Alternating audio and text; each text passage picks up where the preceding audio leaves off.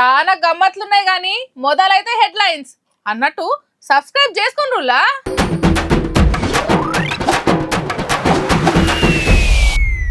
హమాలీలు మోస్తారట బస్తాలు, CM sir మోస్తుండట మూటలు. రాష్ట్రం కోసం కొట్లాడిండ్రు అప్పుడు, గుర్తింపు కోసం కొట్టుకోబోయిండ్రు ఇప్పుడు. ఎన్నికల్లో పోటీ చేస్తున్న ప్రశాంత్ కిషోర్ అధికార పార్టీ అయితదట పరార్. అవ్వకు దక్కింది విఐపి దర్శన భాగ్యం, 116 ఏండ్ల వయసులో కొండెక్కిన ఫలం. ఉత్తరాన్ని వణికిస్తున్న వానలు, తెలంగాణకు సుత వస్తాయట వర్షాలు.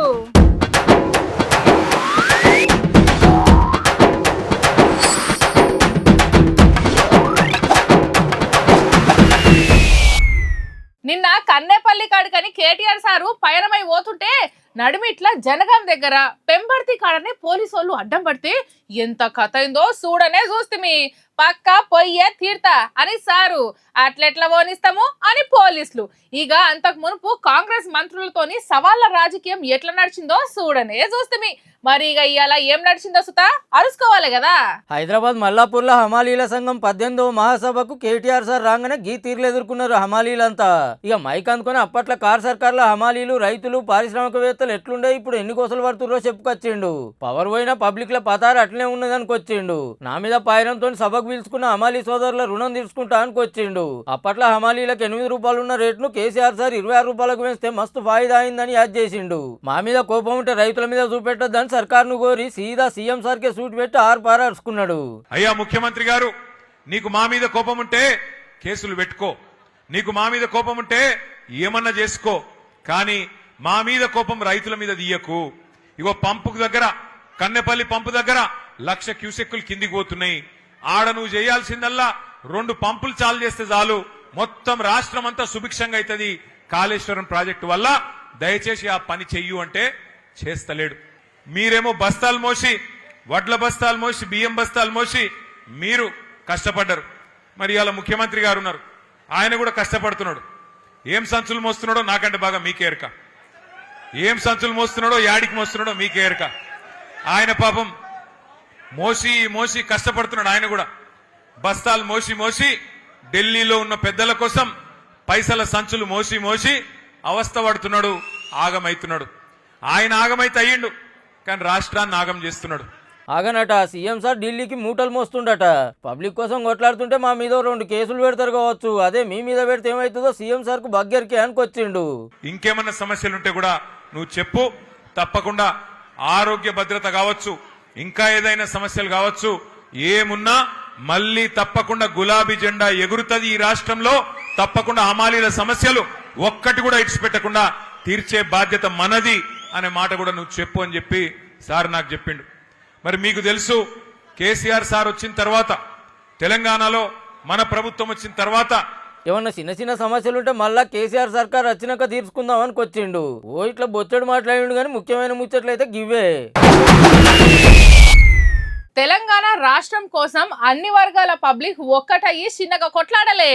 అందులో కొందరు ముంగటుండి ఉద్యమాలు నడిపిస్తే, కొందరు పాటలతోని, ఇంకొందరు ఆటలతోని తెలంగాణ వాదాన్ని వినిపించిండ్రు.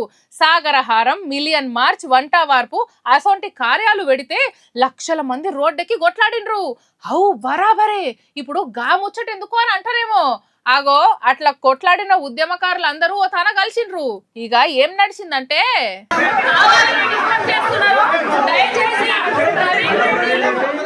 అందరు సుత తెలంగాణ కోసం తెగించి కొట్లాడినోళ్లే. సచివాలయం బంద్కుండే అమర్ధామం కాడ తెలంగాణ ఉద్యమకారుల గుర్తింపు కమిటీ మీటింగ్ పెడితే ఒకలేనుకోగలు విద్యార్థి సంఘాల లీడర్లు మాట్లాడిర్రు. అయితే కొందరు కాంగ్రెస్ వాళ్ళు మాట్లాడుతుంటే బీఆర్ఎస్ వాళ్ళు అడ్డం పడ్డారు. కారోళ్ళు మాట్లాడుతుంటే కాంగ్రెస్ వాళ్ళు సుత ఏం ఊకోలే. ఈగేముంది, మాట మాట పెరిగి ఇట్లా నూకేసుకునే దాకా పోయింది. KK sir, Kodandaram sir, Addanki Dayakar sir ఇట్లా పెద్దలంతా ఊకోరు అని బుదరకిస్తే గప్పుడు సార్లు అవ్వడ్డారు. ఇక అటెన్క కూకొని ఉద్యమకారులను గుర్తించే కార్యం ఎట్లా ముంగడికి తీసుకుపోదాం అని మాట్లాడుకున్నారు. కానీ రాష్ట్రం కోసం కొట్లాడిన వాళ్ళు మన దాంట్లో మనం కొట్టుకుంటే ఎట్లనే అన్నలు. దమ్ముంటే ఇప్పటికిప్పుడు అసెంబ్లీ క్యాన్సిల్ చేయుండ్రి, మళ్ళా ఎన్నికలకు పోదాం, పబ్లిక్ ఎవరు దిక్కున్నారో తేలిపోతుంది అని మొన్న హరీష్ రావు సారు సవాల్ చేసిండు కాంగ్రెస్ సర్కార్ కు. ఏరే సవాళ్ళు సీరియస్ గా తీసుకున్న మంత్రులు ఈ సవాల్ మాత్రం పక్కకు పెట్టిండ్రు. ఇంకో 2 ఏళ్ళు ఓపిక పడితే ఎట్లయినా ఓట్లు వస్తాయి, అప్పుడు తెలుస్తుండొచ్చు. గాని ఇప్పుడైతే గీ ఎలక్షన్ ముచ్చట చూడుర్రి. రాజకీయాలు ఎట్లా చేయాలనో పార్టీలకు పాఠాలు చెప్పే ప్రశాంత్ కిషోర్ సారిగా ఓట్లల్లో పోటీ చేయబోతున్నాడు. నిరుడు జన్సూరాజ్ పార్టీ పెట్టి ఏడ పోటీ చేయకుండా బీహార్ అంతా కాళ్లకు బల్బం కట్టుకొని తిరిగితే 243 అసెంబ్లీ సీట్లకు 238 జాగాల్లో పోటీ చేస్తే ఒక్క సీట్ సుత గెలవలే. ఆయన అసలు పోటీనే చేయలే. ఒక్క నియోజకవర్గంలో ఉంటే పార్టీని నడిపేటోళ్ళు ఎవరు ఉండరు, బలం పెరగదని. ఇప్పుడు బంకీపూర్ నుంచి పోటీ చేస్తున్నట్టు సాటింపేసిండు. బీజేపీ అధ్యక్షుడు నితిన్ నబీన్ సార్ రాజ్యసభకు ఓటుతో ఎమ్మెల్యేగా రాజీనామా పెడితే ఆడ ఉప ఎన్నిక వచ్చింది. ఆడ నుంచి పోటీ చేస్తున్నా పబ్లిక్ అంతా నాకే హిమ్మతిస్తారు, 2 ఏళ్ల బీజేపీ ఏలువడికి ఇది రెఫరెండం అంటున్నాడు సారు. అయితే అల్కగా గెలిచే సీటే అయినా బీజేపీ ఇప్పటిదాకా అభ్యర్థిని ఫైనల్ చేయలే. అటు కాంగ్రెస్ లెఫ్ట్ పార్టీల కూటమి సుతి ఇంకా అభ్యర్థిని పెట్టలే. ఇయాల్టి నుంచే నామినేషన్లు చాలా అయినాయి. 13 తారీఖు దాకా దరఖాస్తులు తీసుకుంటారు. 30న పబ్లిక్ అంతా ఏలికి ఇంకంటించుకుంటే ఎవరు గెలిచిర్రు అనేది ఆగస్టు 3 తారీఖు నాడు తెలుస్తుంది. చూడాలి మరి ఈ తప్పకుండా జన్సూరాజ్ పార్టీ ఖాతా తెరుస్తుందో, ఈ సీట్స్ తో మళ్ళా బీజేపీ ఖాతాలకే పోతుందో. అబ్బా నిన్ని అలా జర్రంత సల్లబడ్డదు వాతావరణము. ఇక ఆనలు దంచుడే ఉంటది కావచ్చు అని అనుకుంటే ఇప్పుడిన్ని ఆన శినుకులు దుల్పరిస్తున్నాడు వరుణదేవుడు. ఏమాయ వస్తా అంటివి రాకనే పోతివి అని అడిగితే జర్రంత ఆగరాదు వస్తా, తొందరపడితే పనులైతాయా, ఒక్కడనే ఎన్ని దిక్కులు అరుసుకోవాలి అని అంటున్నాడు వానదేవుడు. ఎందుకంటే అటు మీది బాజుకు పొట్టు బిజీగా ఉన్నాడు. మళ్ళా ఓ కొడుకో బుత్తంత అయితే మొత్తానికి మునుగుతాయి లారీలు. జమ్మూ కాశ్మీర్ లా ఒక్కపారే క్లౌడ్ బరస్ట్ అయి ఆనల్ దంచే వరకు గిది పరిస్థితి. కిస్తువాడ్ల కడుతున్న జల విద్యుత్ కేంద్రం కాడ బండ్లన్నిటినీ ముంచింది బురద. కొండరాళ్ళు ఇరిగి పడే వరకు రాకపోకలు బంద్ అయినాయి శానా దిక్కుల. అగో బురద ఎట్లా పారుతుందో. ఇంకో దిక్కు బొంబాయిలా శనారం అర్ధమరాత్రి నుంచి ఆయతరం దాకా ఇరాం లేకుండా ఆన దంచే వరకు ఆగమాగముంది అంతా. గంటకు మీదనే విమానాలు ఆపేసిండ్రంటే చూడుర్రిగా. ఓ తాన పెద్ద చెట్టు కూలి ఓ పెద్ద మనిషి కాలం చేసిండు. ఇంకా ఆరలు సరిసి కొట్టే కోపున్నదని వాతావరణపు శాఖలు చెప్తే ఈ స్కూళ్లు కాలేజీలకు సెలవులు ఇచ్చింది సర్కార్. ఇక బంగాళాఖాతంలా అల్పపీడనం బుట్టి ఎప్పుడు ఒరిస్సా తీరాన్ని దాటేది తెలియదని వార్నింగ్ ఇచ్చిండ్రు ఆఫీసర్లు. ఇక కేరళను సుత మంచిగానే అరుసుకుంటున్నాయి ఆనలు. ఢిల్లీ జార్ఖండ్ రాష్ట్రంలో సుత దంచి కొట్టే కోపున్నదట. ఏమున్నా అటేనా, ఇటు మన తానికి ఎప్పుడొస్తాయి ఆనలు అని అంటారా? అల్పపీడనం వాయుగుండంగా మారుతుందట. ఆదిలాబాద్, నిజామాబాద్, జగిత్యాల, మెదక్ జిల్లాలను గట్టిగానే అరుసుకునే ఛాన్స్ ఉన్నదట. హైదరాబాద్ లో పడితే తుపురు పడొచ్చట. ఇక గిట్లున్నదుల్లా ఇయాలటి ఆనల కథ. అగో మా బరాబరి ఏమో చెప్తాడంట ఈరోజు. సాయంత్రం న్యూస్ మే ఆప్కా స్వాగత్ దోస్తో. ఇంత పరేషాన్ న్యూస్ అంటే ఇది. ప్రశాంత్ ఇంకా సంధ్య అన్యోన్య దంపతులు. దాంపత్యం సాఫీగా ఉండాలని చెప్పేసి ఆయన గల్ఫ్ లో పోయి పనిచేస్తుడు. నేను ఇక్కడ ఖాళీ ఉండి ఏం చేస్తాను, ఈమె పోయి అక్రమ సంబంధం పెట్టుకున్నా అనిల్తో కలిసి మనం సునీల్ని అందామని చెప్పి డిసైడ్ అయింది. ఆలోపు ప్రశాంత్ గల్ఫ్ నుండి తిరిగి వచ్చిండు. ఈయన అడ్డమవుతుందని చెప్పేసి ఆయన బిల్డింగ్ నుంచి నెట్టేసిందట. అయినా చచ్చిపోలేదని చెప్పేసి హాస్పిటల్ సెలైన్ లో హార్పిక్ కలిపిందట. ఆ హ్యాపీ కాపరాన్ని హార్పిక్ చంపింది. ఇంకా నయం ఫినాయిల్ అయిపోయలే ఈమె సంధ్యనే ఆయన పాలిట సర్పం లెక్క మారింది. మతలబ్ కూర్చువి బాయ్. ఈ నెల 1 నాడు విశాఖపట్నంలో పడవేసుకొని సముద్రంలోకి చేపల షికారికి పోయిన 7గురిట్లా ఒక్కలే వెనకకొచ్చిండ్రు. కడమోళ్ళు ఎట్లున్నారు, ఏడున్నారు, అసలు ఉన్నరా లేరా, పడవ పరిస్థితి ఏంది, బోల్తా పడ్డదా, ఏడనన్నా ఒడ్డుకు చేరుకున్నారా, ఏం తెలియకుండా ఉంది. విమానాలు షిప్పులలో పోయి దేవులాడుతున్నారు. అది అట్లా నడుస్తుండగానే ఇంకో పిడుగసొంటి ముచ్చట తెలిసిందుల్లా. ఆంధ్ర అనకాపల్లి జిల్లా రేవు పోలవరం కాడ ఇంకో బోటు బోల్తా పడ్డదుల్లా. 4 గుడి పడవల సముద్రంలోకి చేపల షికారికి పోతే వాతావరణం కింద మీద పడవ బోర్ల పడ్డదట. ఎట్లనో గట్ల 3 ఈత కొట్టుకుంటా బచాయించారు కానీ ఒక ఆయన కాలం చేసిండు. మిస్ అయిన మనిషి డెడ్ బాడీ బంగారమ్మ పాలెం కాడ ఒడ్డుకు కొట్టుకొస్తే ఇంటోళ్ళంతా వచ్చి ఒగేడుపు కాదు. ఈ వాతావరణం చల్లకుండా ఎప్పుడు ఎట్లుండేది తెలుస్తలేదా. మంచిగానే ఉన్నది కదా అని సముద్రంలోకి పోగానే కింద మీద ఆగం పట్టిస్తుంది.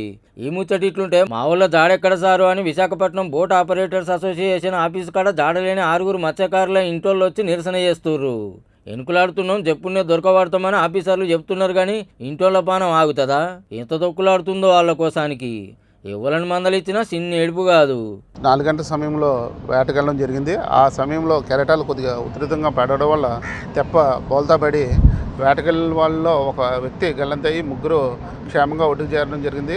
బంగారమ్మ పాలెం సమీపంలో శవం చేరిందనేసి మాకు ఆ గ్రామస్తులు చెప్పడం జరిగింది. జస్ట్ ఒక 2-5 నిమిషాలు మీరు రండి సార్, ఇక్కడికి 2-5 నిమిషాలు రండి.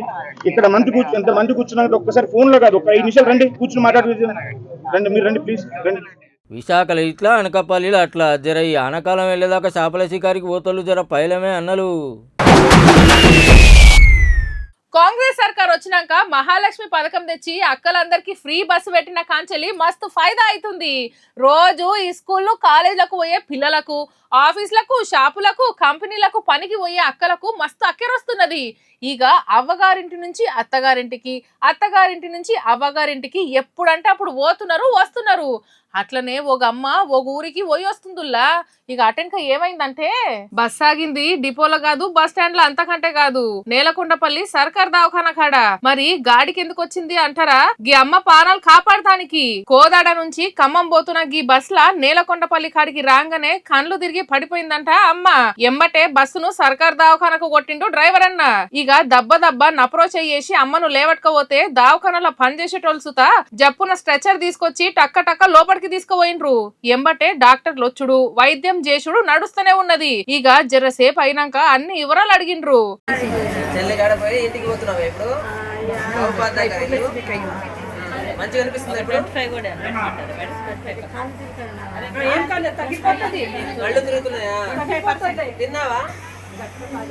మైబాద్ జిల్లా ఎడ్చెర్లైతే చుట్టాలింటికి పోయి వస్తున్నదట. నడిమిట్లా ఏమైందో ఏమో గాని ఒక్కపారి కండ్లు తిరిగి పడిపోయే వరకు ఇంటైనా లబ్బ మొత్తుకుంటే అందరూ కూడి అమ్మను దావఖానలా షెరిక్ చేపించే వరకు పానాలు నిలబడ్డాయి. కానీ మనిషి అన్నోడే మాయమైతున్న ఈ కాలంలా ఒకరికి ఆపది రాగానే నడిమిట్లా ఇడిచిపెట్టి పోకుండా బస్సునే దావఖానకు కొట్టిన డ్రైవర్ అన్నకు, ఆసరైన తోటి ప్రయాణికులకు శనార్థులు చెప్పాల్సిందే. మెట్ల మార్గంలా శ్రీవారి దర్శనానికి పోతుంటే ఆ ఫీలింగే అలాగుంటదుల్లా. మొదటి మెట్టు మీద అడుగు పెట్టంగానే మనసుకు నిమ్మలం అనిపిస్తది. ఇక మెట్ల పొడుగుతా గోవింద నామస్మరణ చేసుకుంటా భక్తులు గదులుతుంటే ఏమన్నా అనిపిస్తదా? చిక్కటి అడవి, చల్లటి గాలి, పక్షుల కిలకిలల నడుమ కొండెక్కుతుంటే యాస్ట్ అనేది రాదు. కొండెక్కంగానే గంటల కమానం నడిచిన కష్టం మర్చిపోయేటట్టు స్వామివారి దివ్య దర్శనం అవుతుంది. కొండకు పోయిన ప్రతి ఒక్కరు ఇవన్నీ అనుభవించే ఉంటారు. కానీ గీ అమ్మకు అంతకు మించిన భాగ్యం దక్కిందుల్లా. విఐపీనే అనుకుంటారులే, కాదు కానీ అవ్వకు విఐపీ దర్శన భాగ్యం దక్కింది. అట్లెట్లా అంటే 116 ఏళ్ల వయసులో స్వామివారిని దర్శించుకోవాలని మొన్న శనివారం నాడు మెట్ల మార్గంలో దర్శనానికి పోతుంటే ఆయనతో గల వీడియో గురించి సోషల్ మీడియాలకు ఎక్కిచ్చిర్రు. గీఏజీల సుత ఎంకన్న కోసం 7 కొండలు ఎక్కుతుంది చూడురని. ఆయనతో వీడియో టీటీడీ చైర్మన్ బిఆర్ నాయుడు సర్కాంట్లో పడంగానే అమ్మకు విఐపీ దర్శన భాగ్యం కల్పిస్తామని సాటింపేసి వివరాలు తెలుసుకోరని ఆఫీసర్లకు ఆర్డర్ వేస్తే తమిళనాడు నుంచి వచ్చిన నవనీతమ్మ అని గుర్తుపట్టిర్రు. తిరుపతిలో చుట్టాలు ఇంటికాడు ఉంటుందని తెలుసుకుని ఆమెతో పాటు కుటుంబానికి సుతా వీఐపీ దర్శనం కల్పించుడే కాదు, వీఐపీలకు చేసినట్టే రంగనాయకుల మండపంలో వేద పండితుల ఆశీర్వచనం ఇచ్చి అమ్మ పాదాల దాకి దీవెనార్తి తీసుకున్నారట ఆఫీసర్లు. ఇక ఎంకన్నం దర్శించుకొని బయటకు వచ్చినాక చూడురి జన్మకి జాల్ స్వామి అన్నట్టు ఎట్లా దండం పెడుతుందో. గంతేజీల సుతా స్వామివారి దర్శనానికి వచ్చినందుకు టీటీడీ వాళ్ళు గిట్లా సన్మానించారన్నట్టు. ఎంత భాగ్యమో కదా. సైకిల్ మీద ఇద్దరు పోతారు, చిన్న పిల్లగాలు ఉంటే ముంగట కూకుండా పెట్టుకోవచ్చు. ఇక బైక్ మీద సుతా ఇద్దరే పోవాలి. కానీ మనోళ్ళు 3 సుతా పోతుంటారు. అట్లనే ఆటోల 4 పోవాలి. కానీ 10 మంది దాకా కూకుంటారు. ఇక కార్ల డ్రైవర్తో కలిసి 5 మంది పోవచ్చు. అట్లనే బస్సుల 60 మంది దాకా పోవచ్చు. ఇట్లా ఏ బండి అయినా దాని తాకత్ను బట్టి మందిని మెలుక్కొని పోతుంటది. కానీ గీ బండి చూడుర్రి, 1 2 3 4 5 6 7 8 9 10 మంది కూకున్నారు పో బైక్ మీద. అది బైకా బస్సారా నాయన? గంతమందిని ఎక్కించుకొని ఎట్లా దంచకపోతున్నాడో. ఆగో బుడబుడ పోరలు ఉన్నారు, 4 పెద్దలు 6 సంటోలతో రయ్యం అనుకుంటా పోతున్న బైక్ సోషల్ మీడియాలో పొట్టు గిరికలు కొడుతుంది. ఇంత కేడంటే ఇంకేడా పాకిస్తాన్ లా. ఆడ 3-4 ఎక్కిపోవడు చాలా కామన్ అంటే కామనే. రూల్స్ గీల్స్ జాంతానాయి. కానీ ఒక్క బండి మీద బస్సులో మెలిగినట్టే మెలిగే వరకు పరిశాన్ అవుతుర్రు వీడియో చూసిన వాళ్ళంతా. ఆగో అన్న చూడు పెట్రోల్ ట్యాంక్ మీద ఎట్లా కూకున్నాడో. పుసుక్కున స్కిడ్ అయితే ఏంది పరిస్థితి? ఓ 2-3 మాటలు తిరుగుతేమాయరా వారి. పసిపిల్లల్ని వేసుకొని సర్కస్ బీట్లు చేస్తున్నావు. సందులేక ఆగిండేమో గానీ ఉంటే ఇంకో 2 సుత ఎక్కించుకునే తట్టే ఉన్నాడు పో. ఈ వీడియో చూసి మీరు సుత గిసొంటి ఉపాయం చేశారు. నవ్వులు పోయి నువ్వులైతాయి సుమా. ఇవల్ల ఇయాలటి గమ్మతి వార్తలు ఉంటా మరి. అన్నట్టు సబ్స్క్రైబ్ చేసుకున్నాడు మరవకుండ్రి.